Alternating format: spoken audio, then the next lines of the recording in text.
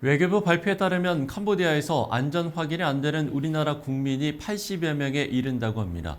우리 정부는 구금된 사람들을 전원 송환한다는 입장을 발표했는데요. 이 중 64명이 지난 17일에 송환됐습니다.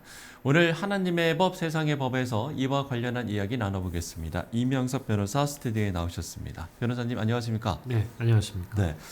글쎄요, 캄보디아에서 왜 이런 일이 일어나고 있는 건지, 글쎄요, 요즘이 정말 어떤 세상인데 이런 일이 일어날까 싶기도 하고요. 이 부분에 대해서 좀 해주실 말씀 있으실 것 같아요. 네, 참 안타까운 일이 아닐 수 없습니다. 네. 이 문제는 2017년 중국 정부의 반부패 단속과 또 연관성이 있습니다. 2017년 중국 정부가 반부패 단속을 강화하면서 이제 마카오 등지에 있던 중국의 카지노 자본과 또 범죄 조직들이 그 활동 거점을 캄보디아로 옮겨지면서 그 캄보디아 내에 범죄 단지가 생겨나게 됐습니다. 네. 이후에 중국의 상업회를 비롯한 범죄 조직들이 캄보디아 내에서 카지노와 경제 특구를 근거지로 해서 납치, 임신매매, 감금, 또 보이스피싱 등 사기 범죄를 일으키면서 문제가 되고 있는 것입니다. 이들의 범죄 행각은 단순히 납치 행각에서 이제 끝나는 것이 아니라 네네. 가혹한 고문을 하면서 살인까지 저지르는데 그 심각성이 있습니다. 특히 캄보디아 당국이 이제 범죄 단속에 대해 좀 미온적 태도를 좀 보이다 보니까 네. 오히려 범죄들이 더 활기를 치고 있습니다. 이런 좀 문제는 사실 몇 년 전부터 이제 지속적으로 이제 제기되었던 문제인데요. 최근에 그 범죄 활동이 좀 확대되고 또 잔혹해지면서 이제 사회 문제화가 되고 있는 것 같습니다. 예. 가장 안타까운 건 해외 취업이라는 이야기 듣고 떠난 청년들이 많았다는 거, 이 부분 아니겠습니까? 네, 맞습니다. 이 문제는 이제 국내 취업률과도 좀 상관관계가 있습니다. 네. 20대 청년들이 이제 국내에서 이제 취업 활동이 안 돼서 경제적인 어려움에 처하게 되자 이제 고수익을 내세우는 이런 그 취업 알선이라든가 투자 리딩방 또 온라인 플랫폼 등에 이제 쉽게 유혹되는 데 있습니다. 예. 근데 범죄 조직들은 이러한 청년들의 경제적 궁핍과 불안을 이용해서 일종의 취업 및 투자 사기로 20대 청년들을 해외로 끌어모으고 있는 실정입니다. 한국인이 대표적으로 최근 들어 표적이 된 이유는 다른 동남아 국가들보다 소득 수준이 높고 예. 또 해외 취업이나 투자에 관심이 많아서 주 표적이 되는 것 같습니다. 그리고 범죄 단지 내에 한국인 또 조직원들이 있어서 이들도 쉽게 포섭할 수 있고 또 이들에게 신속한 통제와 또 착취가 가능한 구조가 이미 만들어졌기 때문에 최근 한국인 상대로 한 범죄가 급증하고 있는 것 같습니다. 예. 정말 제일 나쁜 사람이라고 해야 될까요? 누군가의 어떤 간절함을 이용해서 본인들의 이익을 챙기는 그런 사람들이지 않을까 싶은데 이 사례가 좀 그런 것 같기도 하고요. 그러면 이런 취업 사기를 모니터링하기 어려운 이유가 특별히 있습니까? 먼저 대표적으로는 네. 이제 캄보디아 범죄 조직들이 현지 부패한 권력과 경찰의 비호 아래서 활동하기 때문에 조직적으로 은밀하게 사기 행각을 벌이기 쉽고 이를 단속하기가 어려운 실정입니다. 네네. 그리고 경제 취약층 20대 청년들이 이제 높은 수익을 약속하는 취업 알선에 쉽게 현혹되고 있고 또 이들이 온라인이나 해외 플랫폼에 쉽게 노출되거나 친숙하기 때문에 또 이들을 통해서 이제 유혹하는 방법에 대해서 정부가 모든 것을 다 모니터링하기는 사실상 불가능한 것도 현실입니다. 네네. 또한 최근에 이제 알려진 바에 따르면 또 이들이 한국인 조직원들이 주로 고향이나 대학 친구들과 같은 긴밀한 친밀한 사적 관계를 이용해서 개인적으로 접촉해 오는 경우도 많기 때문에 이것들을 좀 단속하기 어려운 또 실정이기도 합니다. 예. 우려스러운 건 여전히 행방을 알 수 없는 실종자가 많다는 건데 그동안 이제 우리 정부가 뭐 어떤 조치들을 취해 왔었는지 이 부분이 좀 답답하기도 하고요. 현행법상으로 도움을 받을 수 있는 부분도 있습니까? 네. 먼저 좀 많은 분들이 잘 모르실 수 있는 법이 있는데요. 바로 네. 대한민국에는 재외 국민을 위한 영사조력법이라는 것이 있습니다. 네.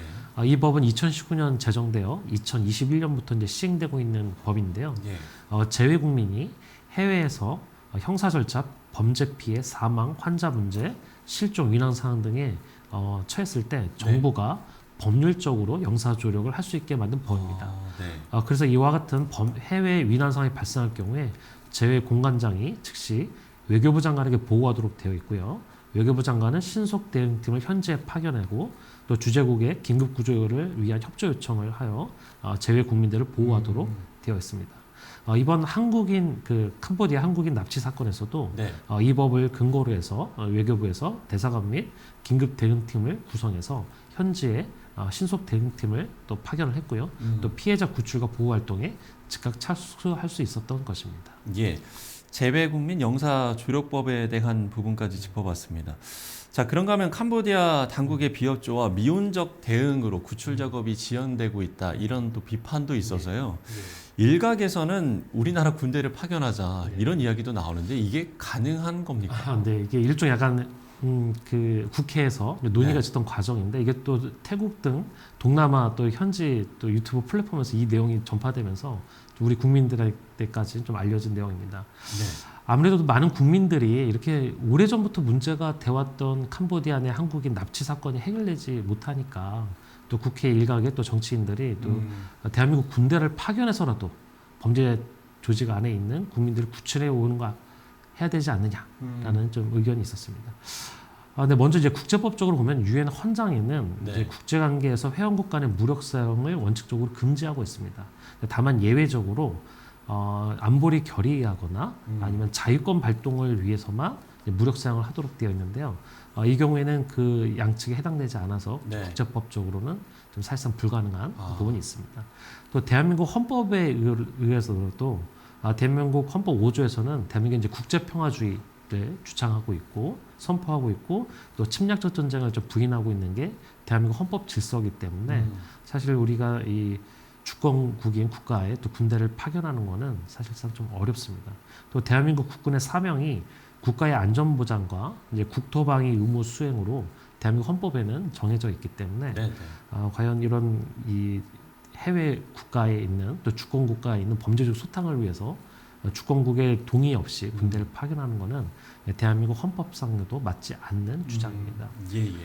자, 이제부터 중요한 건 우리 청년들이 이런 취업 사기를 당하지 않는 게 중요할 것 같고 또 경각심을 갖는 것도 상당히 중요할 것 같은데 만약에 나도 모르게 이런 범죄에 연루됐다. 처벌은 어떻게 됩니까? 네, 세상에는 공짜가 없고 일확천금 또한 없습니다. 네. 말도 통하지 않는 해외에서 고수익을 약속하는 취업 제한이 있다면 이는 대부분 취업 사기거나 아니면 범죄 행위와 관련된 일일 경우가 많습니다. 예. 많은 청년들이 해외에서 범죄 행위에 연루되거나 할 경우에 국내가 아니기 때문에 경각심을 좀 잃어버려서 국내법으로 처벌받을 수 있다는 것을 잘 생각 못하는 것 같습니다. 그런데 우리나라는 형법 제3조에서 속인주의를 원칙으로 하고 있기 때문에 해외에서 한 범죄 행위도 국내에 송환되어 국내법으로 처벌을 받게 됩니다. 그리고 형사처벌을 피할 목적으로 해외에 거주할 때는 이 공소시효가 정지되기 때문에 영원히 대한민국에 들어오지 않는 이상 처벌을 피할 수가 없습니다. 예. 또한 이제 범죄로 인한 수익금 등은 이제 몰수 또는 추징되게 돼 있기 때문에 해외에서 취득한 수익도 몰수돼서 국고로 기속되게 됩니다. 결국 이런 범죄 행위에 가담돼서 얻는 수익도 본인이 향유할 수가 없게 되는 것이죠. 그러니 해외에서 보이스피싱 이런 범죄 행위에 연루되지 않도록 주의할 필요가 있겠습니다. 예를 들어 이제 보이스피싱 사기 범죄로 인해서 피해 금액이 5억 원 이상이 해당된다면은 우리나라에서 특별법에 의해서 법정형이 최소 3년 이상에 해당됩니다. 그래서 최대 50년까지 징역을 살 수가 있습니다. 또 검사가 또 캄보디아 범죄 단체에 가입돼서 활동했다고 본다면 범죄 단체 가입죄를 적용할 수도 있습니다. 이럴 경우에는 형법 제 114조에 의해서 최대 사형 또는 무기징역에 처할 수 있기 때문에 경각심을 가질 필요가 있겠습니다. 네. 말씀을 해주신 대로 상당히 무거운 처벌을 또 받을 수 있기 때문에 경각심을 가질 필요성도 있을 것 같습니다. 정말 이런 범죄 조직들에 현혹되지 않도록 마음을 지키는 것 이게 무엇보다 상당히 좀 중요하지 않을까 싶은데 우리가 이 사안을 신앙인으로서 바라보는 좀 자세도 필요할 것 같아요. 어떤 마음으로 좀 이런 사태를 바라봐야 될까요? 네. 이번 사건의 좀 특수성은 이 피해자가 또 가해자도 될 수 있다는 점입니다. 우리 신앙인은 무릇 지킬 만한 것보다 마음을 지키라는 성경 말씀이 있습니다. 우리의 마음의 방향성이 또 목적이 어디에 있느냐에 따라서 이 범죄를 대하는 태도도 좀 달라질 것 같습니다. 네. 그래서 그 말씀처럼 취업이 어렵고 이 경제적인 어려운 상황에 있다 하더라도 이런 고수익에 대한 유혹 또 범죄에 대한 유혹에 우리가 빠져서는 안 되겠습니다. 또 이런 행위에 연루된다면은 이웃에게 피해를 줄 뿐만 아니라 자신의 육체와 영혼까지도 파괴될 수 있다는 점을 우리 신앙인들은 좀 유념할 필요가 있겠습니다. 그리고 또 한순간 또 캄보디아의 범죄 단체에 좀 연루돼서 그런 행동을 했더라도 이 돌아온 탕자 비유처럼 다시 그 생활을 청산하고 국내에 다시 돌아와서 정상적인 생활을 한다면 우리 공동체 안에서도 또 원래 사회인으로서 건전한 사회인으로서 살아갈 수 있도록 우리 또 교회 공동체가 좀 도움을 줄 필요도 있을 거라고 생각됩니다. 마지막으로 캄보디아에 가서 실종된 우리 국민들이 아직도 많이 있습니다. 예, 예. 조속한 시일 내에 구출되어 대한민국 품에 무사히 돌아올 수 있도록 우리 모두가 함께 기도할 필요가 있겠습니다. 예, 기독교인으로서는 이번 사태를 어떻게 바라봐야 하는지까지 짚어봤습니다. 오늘은 캄보디아 사태를 이야기 나눠봤습니다. 지금까지 하나님의 법, 세상의 법 이명석 변호사와 이야기 나눠봤습니다. 변호사님 오늘 말씀 고맙습니다. 네, 감사합니다.